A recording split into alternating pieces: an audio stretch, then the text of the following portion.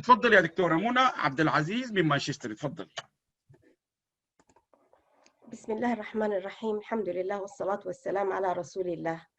And I'm sharing with you my presentation in 5 minutes inshallah, and it is about COVID-19. We must isolate the virus.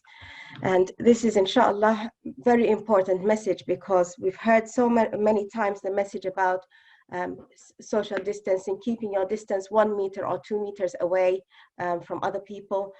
We've heard the message about hand hygiene, which is definitely the most important one for any infection control. We've heard the message about wearing face coverings. And of course, the face coverings are important to protect other people. Face coverings can be quite simple, we have this available technology that can be used, but also, all other kinds of ways in which you can use a cloth face covering rather than the medical masks, which are a waste really, and they will ruin the environment. So for me, there are 3 realities that I've learned. I've been leading the response to COVID-19 in one of the cities in Greater Manchester. And we realized, yes, this is a new virus, but actually there are a few realities that we now understand. The cases today are the result of transmission 2 weeks ago. That is because it takes 2 weeks for the symptoms to appear. Deaths take 3 to 4 weeks later. So it takes a long time for any action that we take today to make a difference. We had to watch the virus go through our elders, go through our professionals, through our poorer communities. There's nothing we could do about it to prevent the next death, because that was transmission that happened 2 weeks ago. We also know that the virus is infectious before people develop symptoms. So 2 days before they develop symptoms. We must isolate people there before that. So how do we do this? We have to stop the next transmission, because the first transmission you cannot stop. You worked on the symptoms. You can stop the next one. Anyone with symptoms and anyone who's been in contact with them must stay at home for 14 days. The third reality, this virus spreads exponentially. It doubles the number of cases and then doubles the doubles and so on. If we break transmission, the number of cases halves and then halves again. And so that is a reality that we can use to our advantage. How can we keep the virus visible so we can stop onward transmission? We know that symptoms develop late, but still we can act on symptoms. Yes, we can also act on deaths. If we have a simple definition of a suspected case and a suspected death, this will enable our schools and our communities to identify where the virus is circulating. So a suspected case is anyone unwell who's really unwell with any symptoms, has a fever or cough. But because there are a number of symptoms that this virus can come out with, the message is if you have any symptoms whatsoever, you must stay at home. A suspected death is where someone has died suddenly for no reason that you can explain. COVID explains. Or someone who's passed away after they've been in contact with a suspected case or someone who has been tested positive. So these suspected deaths and these suspected cases are what we can act on. That's where the virus is visible. Anyone who's been in contact with them is a suspected contact, and they must stay at home.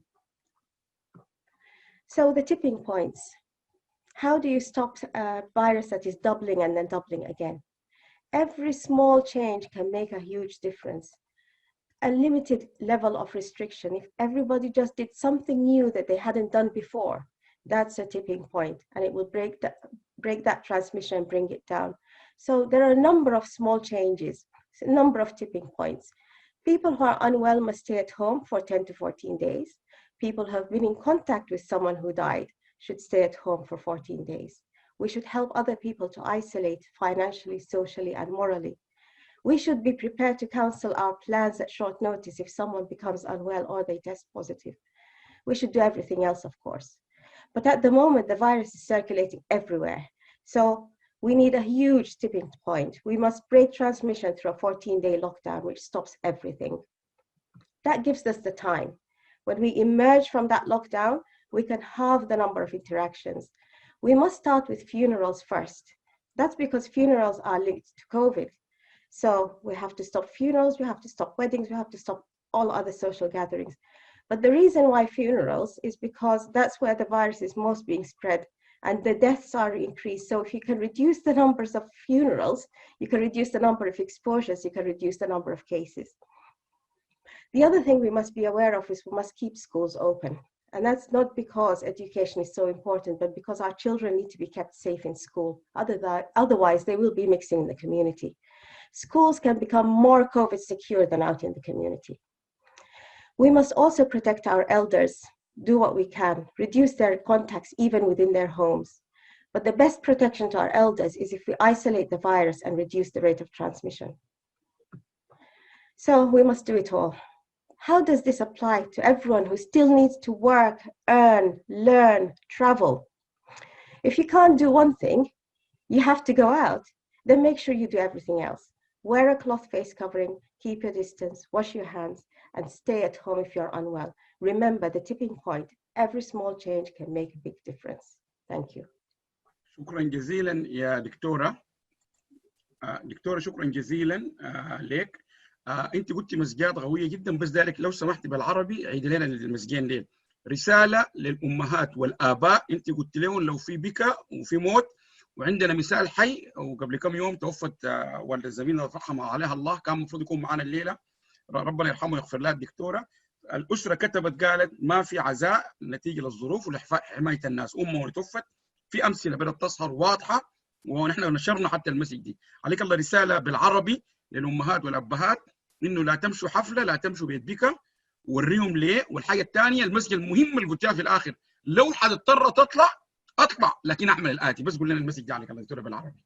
جدا. طبعا هي للاسف طبعا نسبه الوفيات لما تكون عاليه ده في وقت فيه العدوى بتكون منتشره في اوجها، وفي الاخر في نهايه العدوى للاسف بتزيد عدد الوفيات مره ثانيه.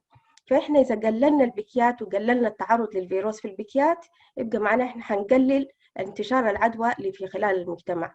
عشان كده بأول نقطة لازم نبدأ بها، بعد ما احنا كلنا نكون نقفل كلنا نقعد اسبوعين، بعد كده نطلع البكيات ما في زول يطلع يمشي على بكيات تانية، لأنه في البكا فيه التعرض لبعض، يعني حتى هم أهل الميت يعني ربنا يديهم الصحة والعافية إن شاء الله، إنهم هم كمان ما يمرضوا من بعده، والزوار اللي بيجوا في البكا برضو ما يمرضوا كمان، وما ندخل عليهم الفيروس حتى لو كانت الوفاة لأي سبب تاني.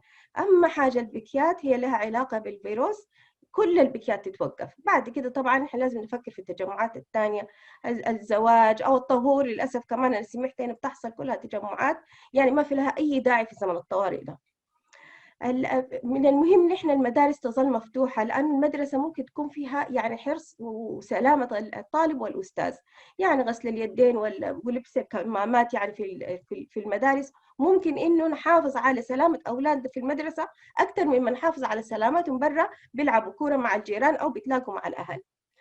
لازم نحافظ على سلامة أهلنا الكبار معنا في البيت، لأنهم هم أحيانا مش بس العمر، أي زول عنده أي مرض مستمر مزمن، سكري، مرض قلب أو غيره، حتى ضغط الدم ده يا جماعة مرض. فدي أي شخص عنده الأمراض ممكن بتزيد عليه حدة العدوى، إنه للأسف إنها بتزيد زيادة المضاعفات، وللأسف قد تؤدي بحياتهم. يبقى إذا نحن نقلل تعرض أهلنا الكبار لباقي الأسرة، يعني نعمل معهم تباعد، ونحاول نقلل الأشخاص اللي هم بيجوا بيتعاملوا معهم يعني في الكلام وفي الونسة وكمان في الرعاية، يعني يكون عدد بسيط معروف. ونحاول إحنا أكبر طريقة نقدر نحافظ بها على الأسرة إن إحنا نقلل العدوى في الخارج، فيبقى الخروج بس إلى ما لزم، للمدرسة للعمل لكده إذا ما لزم. حتى لصف الرغيف يا جماعة ممكن تلبس الكمامة وتظل التباعد.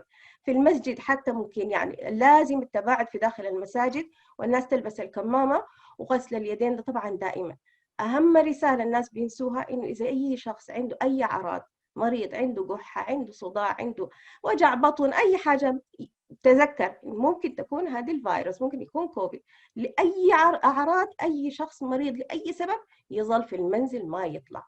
وجزاكم الله خير والسلام عليكم. شكرا لك جزيلا دكتورة.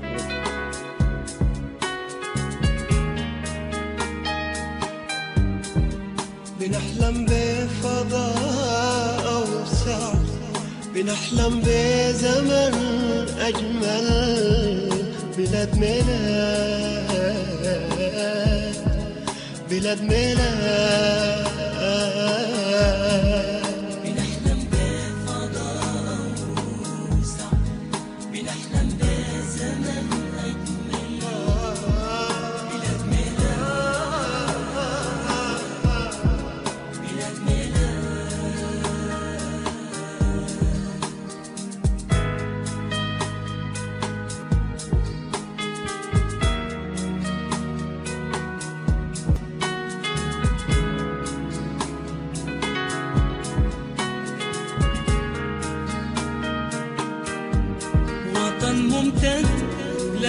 حدود